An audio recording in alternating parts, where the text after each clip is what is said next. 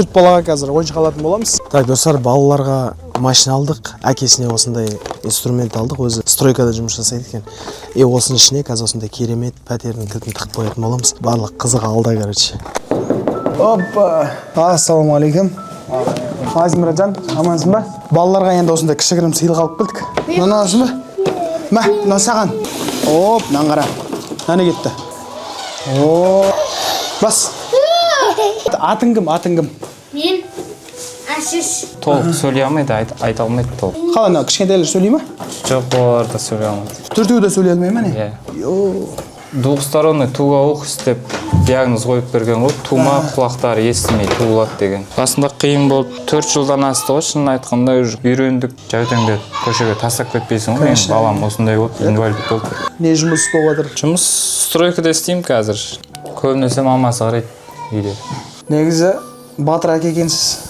4 баланы, осындай даже естімейтін баланы асырап алып келе жатқан. Мен енді білесің ғой, енді өзім мен де контентім әкеммен. Осы салаға келгенімде әкемнің поддержкасы, балаға деген әкенің поддержкасы деген ерекше керекті.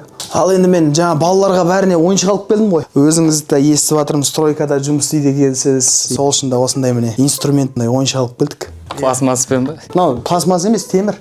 Ашық пара. Шестый гранигі бар, анасы бар, мынасы бар. Кілті жүр ғой бұның ішінде.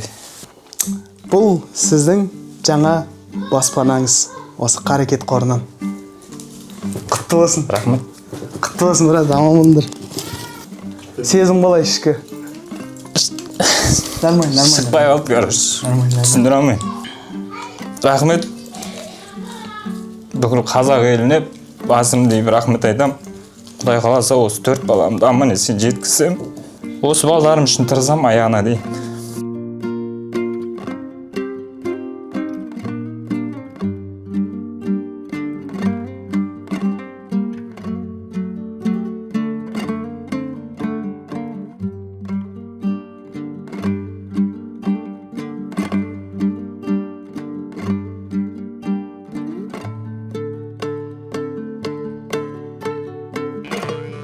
Hareket, халықтың қоры.